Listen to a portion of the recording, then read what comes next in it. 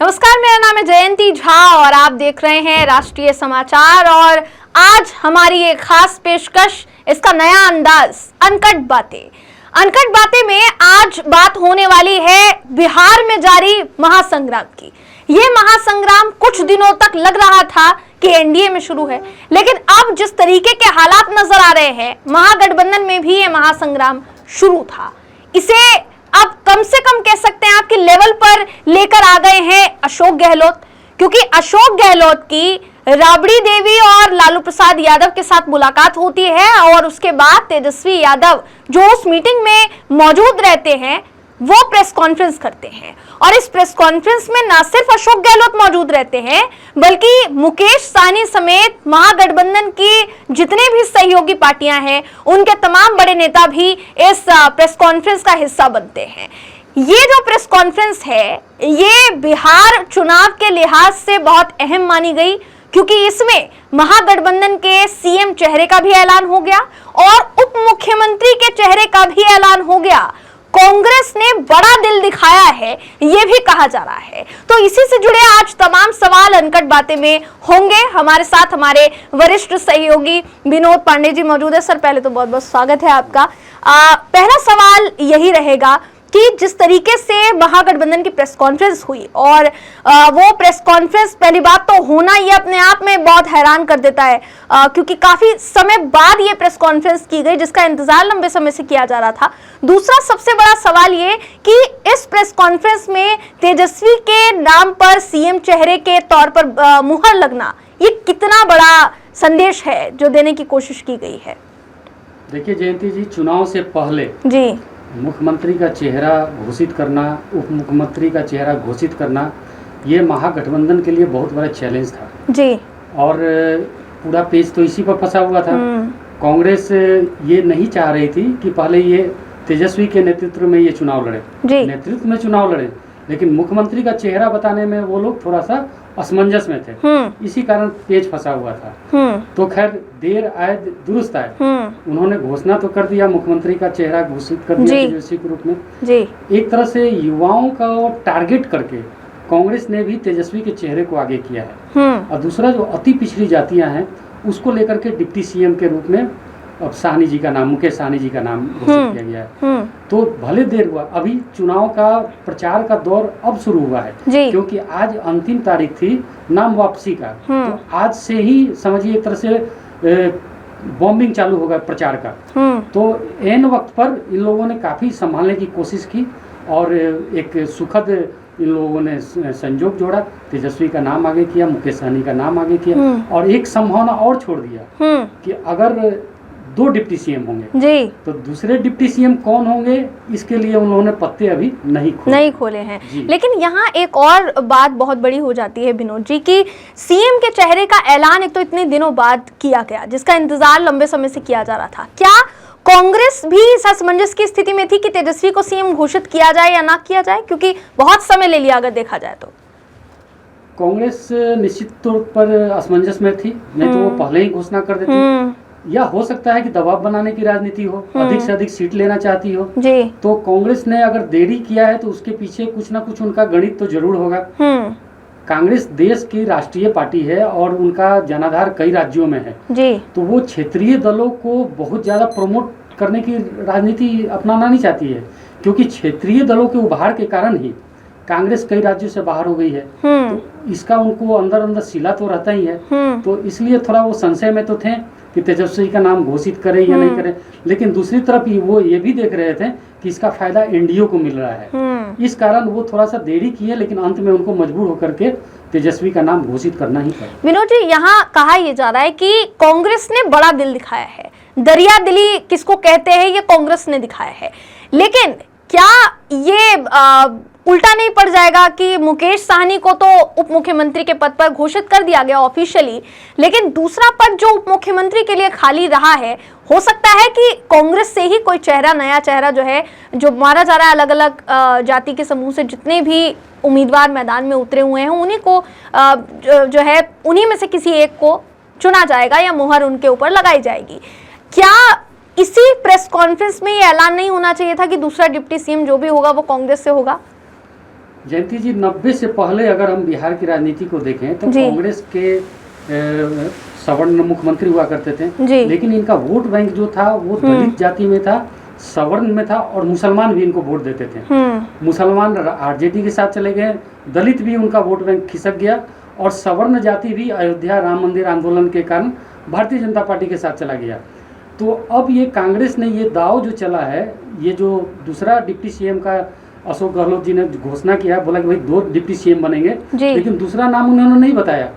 अब ये देखा जा रहा है कि कांग्रेस में किस जाति के अधिक विधायक जीत करके आते हैं। अगर सवर्ण आते हैं तो ये एक बहुत ही गेम चेंजर जैसा होगा कि सवर्ण वोटर उनके साथ आ रहे हैं। नहीं आते हैं, मान लीजिए दलित आते हैं, दलित में इनके राजेश राम जी खड़े हैं कुटुंबा विधानसभा सीट से, तो अगर दलित आते हैं, दलित विधायकों की संख्या अधिक होती है तो दलित पर दाव खेल सकते हैं। और अगर मुसलमान आते हैं, उनकी संख्या अधिक रहती है, तो कहीं ना कहीं कांग्रेस ने पत्ते नहीं खोले हैं दूसरे डिप्टी सीएम में। जो वोट बैंक उनके पास आता है, जो विधायक के तौर पर उनके पार्टी में संख्या के रूप में जुड़ता है, तो उसके आधार पर ये लोग तय कर सकते हैं कि अभी हम वेट एंड वॉच में, कांग्रेस अभी वेट एंड वॉच की स्थिति में है जी, और जो परिणाम आएगा उसके हिसाब से वो लोग अपना डिमांड रखेंगे जी।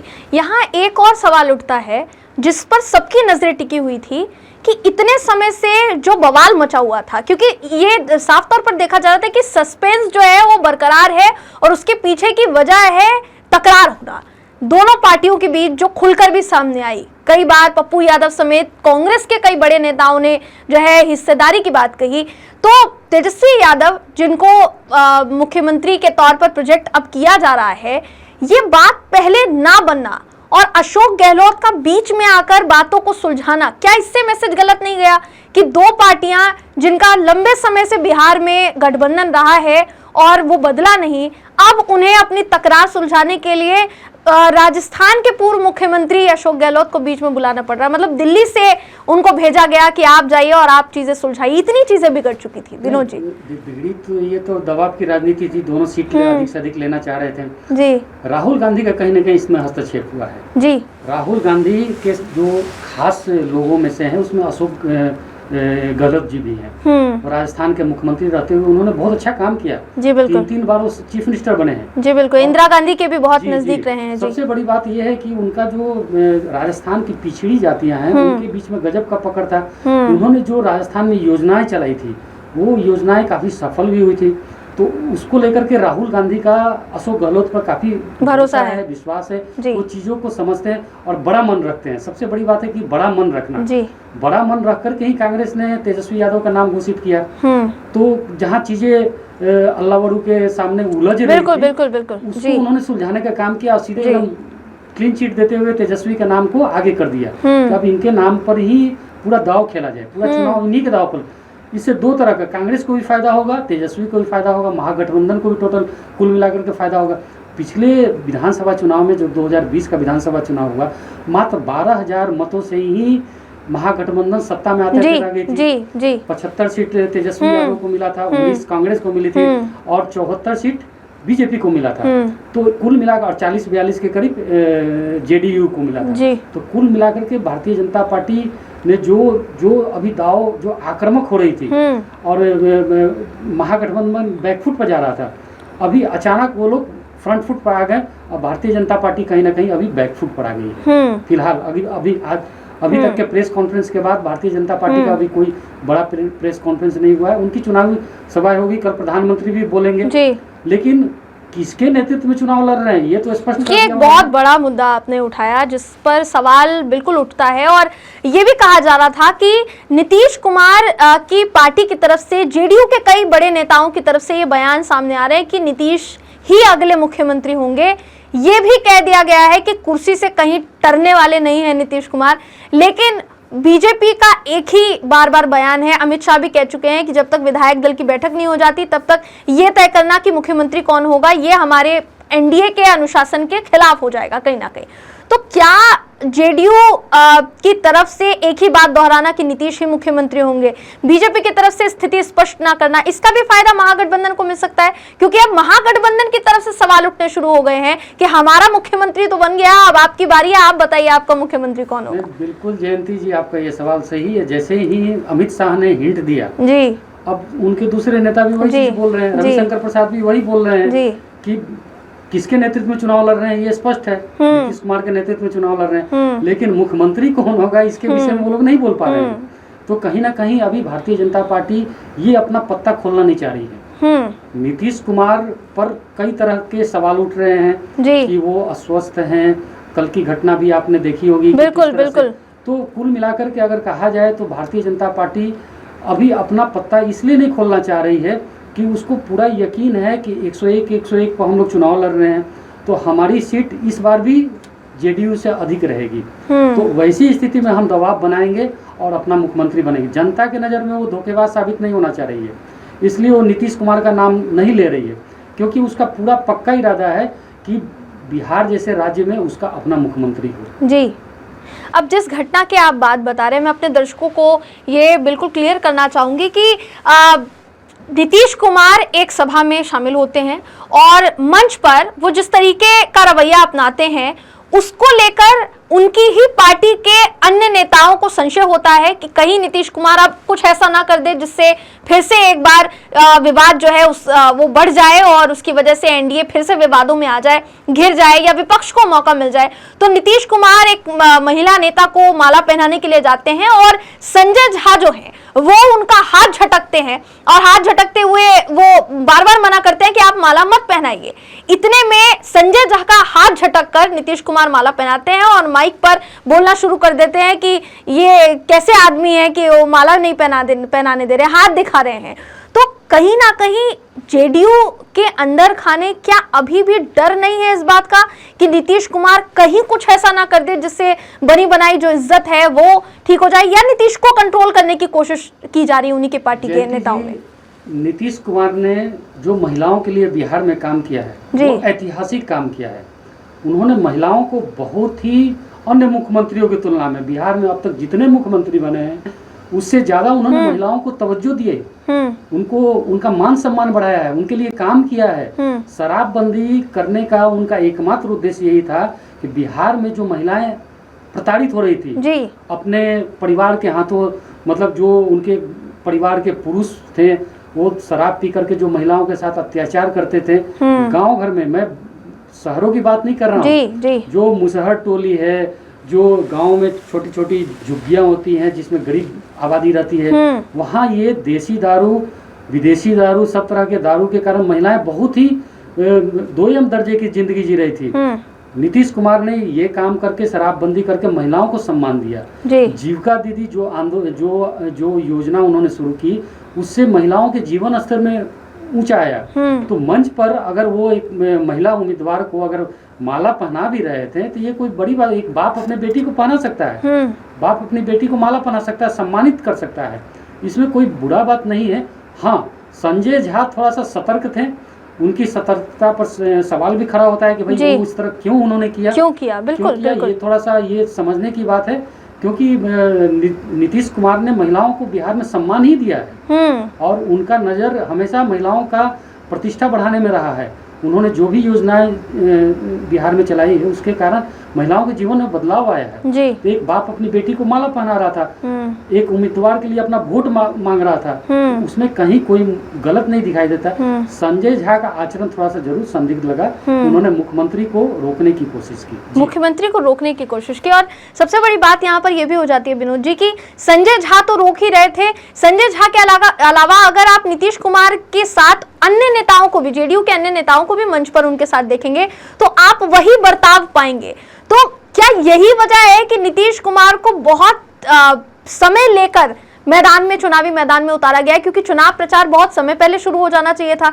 प्रधानमंत्री नरेंद्र मोदी समेत अगर आप देखेंगे जेपी नड्डा, अमित शाह, जितने भी बीजेपी के बड़े नेता हैं उन्होंने अपना चुनाव प्रचार शुरू कर दिया, लेकिन कुछ समय पहले ही चुनाव प्रचार नीतीश कुमार ने शुरू किया है। अगर ठीक ढंग से देखेंगे तो क्या नीतीश कुमार की मानसिक हालात या उनकी बीमारी को देखते हुए अब उनकी भी पार्टी के अंदर खाने जो है वो चिंता पैदा हो गई है कि कहीं नीतीश ऐसा कुछ ना कर दें जिससे हमारा तो नाम खराब हो ही या बीजेपी का भी नाम खराब हो, ऐसा कुछ?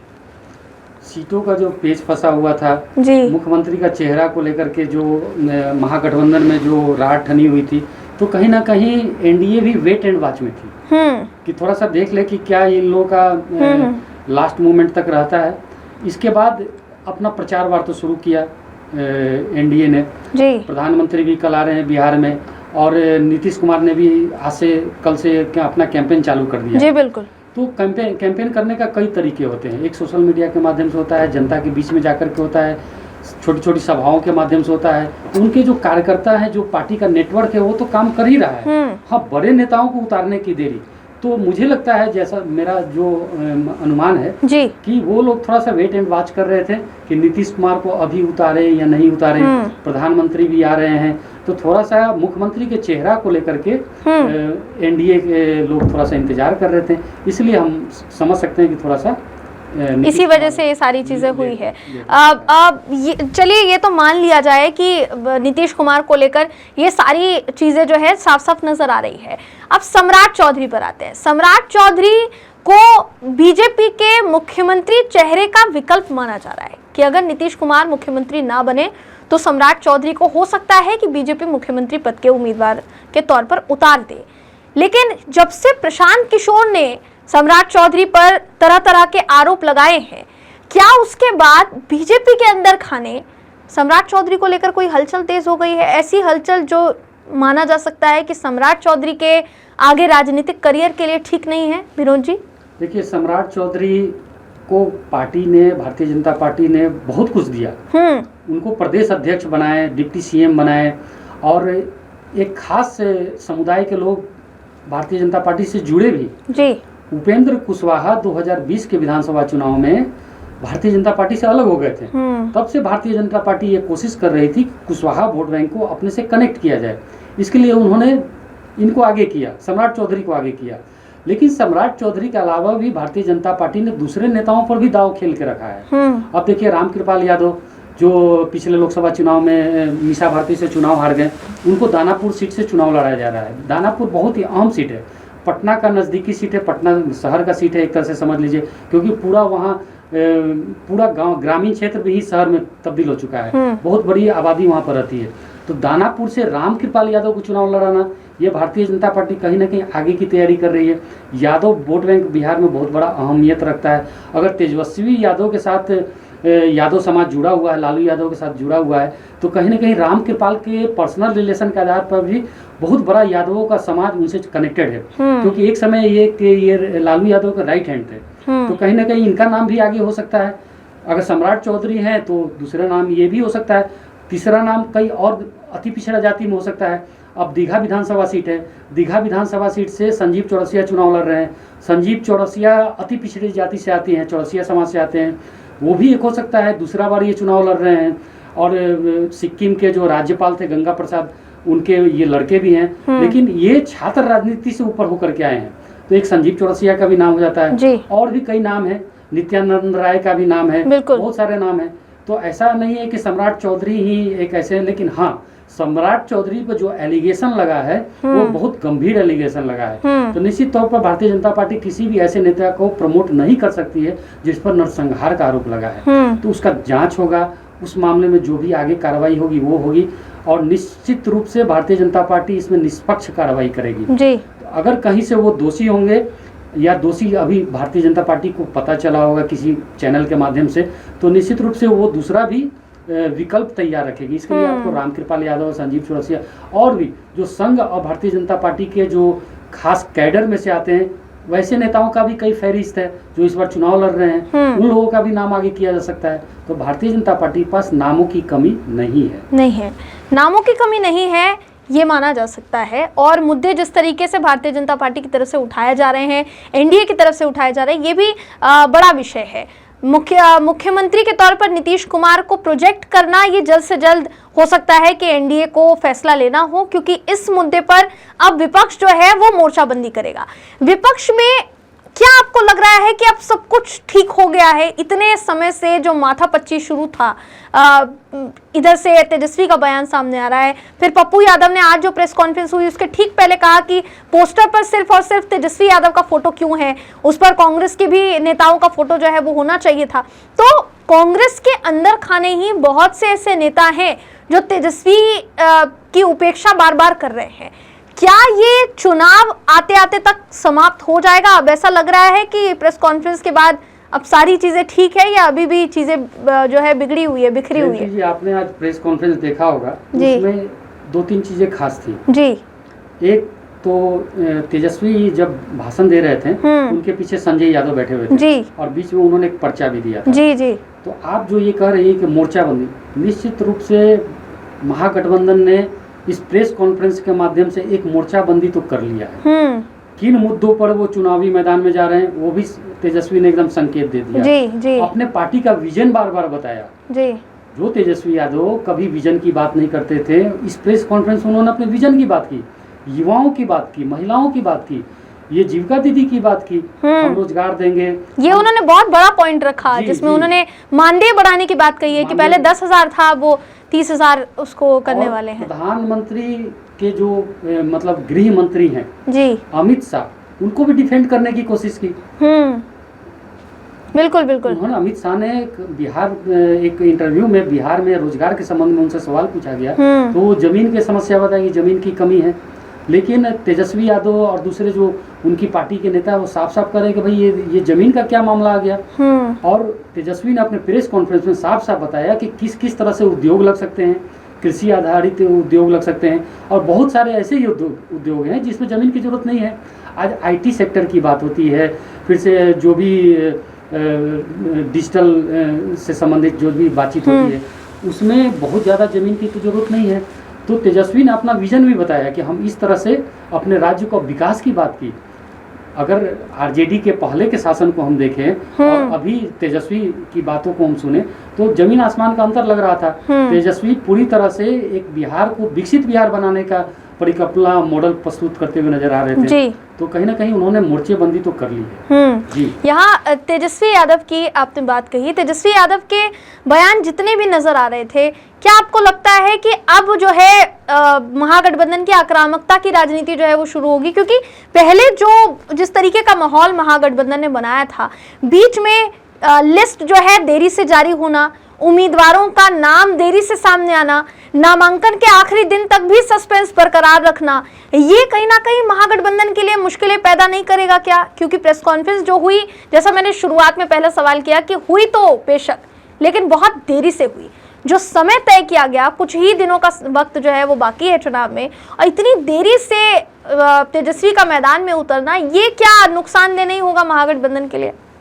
जो राष्ट्रीय पार्टियां होती हैं उनका फिक्स एजेंडा होता है, नीति नियम होता है, उसके आधार पर लोग आगे बढ़ते हैं जी। भारतीय जनता पार्टी का बहुत पहले से, जब से ये पार्टी बनी है तब से धारा 370 हटाना, फिर बाद में राम मंदिर का आंदोलन, उनका एजेंडा और मुद्दे तय हैं। लेकिन जो क्षेत्रीय पार्टियां होती है वो समय समय पर अपना एजेंडा भी बनाती हैं, मुद्दे भी बनाते हैं, और उसके आधार पर उनकी राजनीति होती है। अपनी उनका अप्रोच बढ़ाने का, वो अपना दायरा बढ़ाने के लिए वो लोग दबाव की राजनीति करते हैं।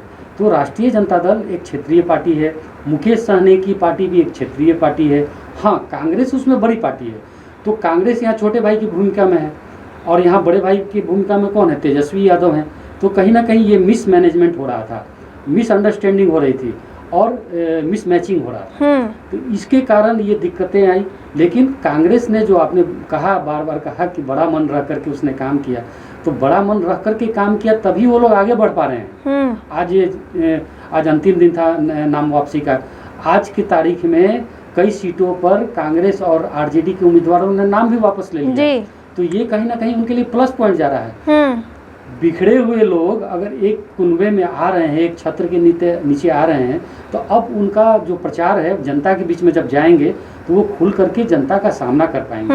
तो कहीं ना कहीं आज का ये प्रेस कॉन्फ्रेंस काफ़ी निर्णायक रहा, काफ़ी उनको इसका फ़ायदा भी मिल सकता है, और बहुत सारी चीज़ें हैं जो अब आगे प्रचार के दौरान देखने को मिलेगी। विनोद जी, एक सवाल बहुत अहम है यहाँ पर कि मुकेश सहनी को उप मुख्यमंत्री के तौर पर तो प्रोजेक्ट कर दिया गया है, लेकिन क्या ये टीस नजर नहीं आती है कि मुकेश सहनी के जो भाई हैं संतोष सहनी, उनके सामने आरजेडी के टिकट पर एक उम्मीदवार जो है वो चुनाव लड़ रहे हैं और उन्होंने अपना नामांकन भी वापस जो है वो नहीं लिया है? क्या ये दिखाता नहीं है, दर्शाता नहीं है कि आरजेडी और वीआईपी के बीच में जो टीस है वो साफ नजर आ रही है। तो आप एक तरफ उनको उप मुख्यमंत्री के तौर पर प्रोजेक्ट कर रहे हैं, दूसरी तरफ उनके भाई के सामने महागठबंधन के ही जो नेता हैं या जो उम्मीदवार हैं वो चुनाव लड़ रहे हैं। तो ये किस तरीके का सट्टी गट्टी हुआ महागठबंधन में? देखिए जयंती जी, 243 सीट है जी, और सब चाहते थे कि ज़्यादा से ज़्यादा सीटों पर चुनाव लड़ें जी। तो लास्ट तक एक स्थितियां संभालने की कोशिश की गई। अशोक गहलोत ने भी काफ़ी भूमिका निभाया, राहुल गांधी खुद इन्वॉल्व हो गए, लालू यादव सब परिवार के साथ बैठे हैं और समझाने की कोशिश की है। लेकिन फिर भी कुछ ऐसे सीट हो गए हैं। तो अशोक गहलोत की ही अगर हम बात माने तो वो बोले कि कई जगह हम फ्रेंडली चुनाव लड़ रहे हैं। तो ये फ्रेंडली वाली स्थिति है। अगर दोनों मुकेश सहनी के भाई और वो साथ में अगर आपस में भिड़ंत हो रही है तो इसको मान लीजिए कि ये चुनावी राजनीति में ये फ्रेंडली है। 2-4-5 सीट तो इससे नुकसान होने वाला है, निश्चित रूप से होगा, और उसका उनको खामियाजा भी हो सकता है क्योंकि जीत का मार्जिन कम है। एनडीए और महागठबंधन के बीच में पिछले चुनाव में जो 12,000 ही मतों का जो डिफरेंस रहा, इस बार तो और कट टू कट फाइट होने वाली है क्योंकि बीच में एक तीसरी पार्टी इसमें घुसी हुई है। वो पार्टी किसका वोट काट रही है वो बहुत ही निर्णायक रहेगा इस चुनाव में। आप जनसुराज की बात कर रहे हैं। जी। तो प्रशांत किशोर फिलहाल नजर नहीं आ रहे हैं, कहीं पर भी नजर नहीं आ रहे हैं प्रशांत किशोर। बीच में स्टार्टिंग में जो उन्होंने माहौल सेट करने की कोशिश की थी, ये भी कहा जा रहा था कि वो चुनाव लड़ेंगे, लेकिन फिर उनका चुनाव ना लड़ने का ऐलान और अब धीरे धीरे चर्चाओं से गायब होना, ये क्या आपको लगता है कि जो बातें बताई जा रही थी प्रशांत किशोर को लेकर कि इस चुनाव में वो भारी पड़ सकते हैं, अब शायद ऐसा कुछ नजर नहीं आ रहा है? विनोद जी, प्रशांत किशोर ने अपने हिसाब से तो बहुत कोशिश की जी, सोशल मीडिया पर चाहे टीवी चैनलों पर, लेकिन चुनाव टीवी चैनल और सोशल मीडिया के जरिए नहीं लड़ा जाता। चुनाव जब भी लड़ा जाता है जमीन से। बिल्कुल बिल्कुल। प्रशांत किशोर को अपनी स्थिति का आकलन हो गया जी, क्योंकि अगर महागठबंधन और एनडीए अगर ठीक से नहीं लड़ते तो फायदा निश्चित रूप से प्रशांत किशोर को होता। एक समय आप याद कीजिए कि दिल्ली में जब अरविंद केजरीवाल की राजनीति शुरू हुई जी, तो किसी ने नहीं समझा था कि ये क्लीन स्वीप कर जाएंगे दिल्ली में, बिल्कुल, कांग्रेस और भारतीय जनता पार्टी के रहते हुए। लेकिन उन्होंने जो उस समय जो माहौल बनाया और उसके हिसाब से उनको सीट मिल गया। तो दिल्ली और बिहार में काफी अंतर है। बिहार में एक एक सीट का गणित होता है, एक एक सीट पर स्थानीय मुद्दे होते हैं, एक एक सीट पर जातीय राजनीति होती है, और इसके अलावा जो उसका हिस्ट्री होता है, सीट का हिस्ट्री होता है कि कौन जीतते आ रहा है, कौन उसको हरा रहा है, और स्थानीय स्तर पर लोग कसम भी खाए रहे। मुकेश सहनी की बात देखिए, जब उनकी पार्टी को भारतीय जनता पार्टी ने तोड़ करके ख़त्म कर दिया, उनके विधायकों को तोड़ दिया, तो उस समय ये गंगा जल लेकर के घूमते थे और कसम खाते थे कि हम भारतीय जनता पार्टी को तोड़ेंगे। तो आज वो बदले की भावना कहिए या भारतीय जनता पार्टी से उनकी जो नफरत की भावना, वो आरजेडी के साथ मिल करके चुनाव लड़ रहे हैं। तो इन लोगों को तो आपस में मिलना ही था, क्योंकि जब शत्रु एक है तो ये आपस में तो एक होंगे ही ना, दोनों के शत्रु कॉमन है तो आपस में मिलेंगे। और इस मिनिमम कॉमन प्रोग्राम पर इन लोगों ने समझौता करके चुनाव लड़ रहे हैं जी। और 1-2 सीट पर तो अगर फ्रेंडली मैच हो रहा है तो होगा। जी, तो फ्रेंडली मैच हो रहा है और बहुत सी बातें जो है आज के इस अनकट बातें के कार्यक्रम में, एपिसोड में हमने की। विनोद जी से तमाम सवाल पूछे और जवाब आपके लिए लेकर आए ताकि आपको ये समझ में आ पाए कि फिलहाल बिहार में स्थिति जो है वो क्या बनी हुई है, खासकर चुनाव की स्थिति जो है वो क्या बनी हुई है। महागठबंधन में बात की जाए तो अब प्रेस कॉन्फ्रेंस के बाद ऐलान हो चुका है, स्थिति स्पष्ट हो चुकी है कि मुख्यमंत्री कौन होगा, उप मुख्यमंत्री कौन होगा। लेकिन अब विपक्ष की ओर से एक सवाल दागा जा रहा है एनडीए पर कि हमारा तो मुख्यमंत्री तय है, तुम अपना मुख्यमंत्री का चेहरा बताओ। क्या नीतीश कुमार के नाम पर ऑफिशियल मुहर लगाएगी बीजेपी? ये सबसे बड़ा सवाल फिलहाल खड़ा हो रहा है। हालांकि अमित शाह इससे पहले कई बार कह चुके हैं, जिसका जिक्र अनकट बातें की इस एपिसोड में भी हमने किया, कि विधायक दल की मीटिंग के बाद ही फैसला लिया जाता है एनडीए में कि मुख्यमंत्री का चेहरा कौन होगा या मुख्यमंत्री कौन होगा। तो फिलहाल ये कहा नहीं जा सकता। लेकिन इस पूरे प्रेस कॉन्फ्रेंस के बाद जितने सवाल विपक्ष दागेगा, जेडीयू की उत्सुकता बढ़ती जाएगी कि बीजेपी ये ऐलान करे कि नीतीश कुमार ही अगले मुख्यमंत्री फिर से होंगे। क्या ऐसा होता है या फिर नहीं, इस पर नजर बनी हुई है। इसके बाद महागठबंधन की रणनीति क्या होगी, एनडीए की रणनीति क्या होगी, इस पर हमारी नजर बनी हुई है। आगे के एपिसोड में इस पर पूरा विश्लेषण आपके लिए लेकर आएंगे। कोशिश करेंगे कि और भी जितने मुद्दे हैं बिहार चुनाव से जुड़े हुए, अनकट बातें में उन तमाम मुद्दों पर चर्चा हो और आप तक जवाब पहुंचे। आज के इस कार्यक्रम में बस इतना ही। अगले कार्यक्रम में किसी ऐसे ही विषय के साथ आपसे फिर मुलाकात होगी। तब तक के लिए नमस्कार।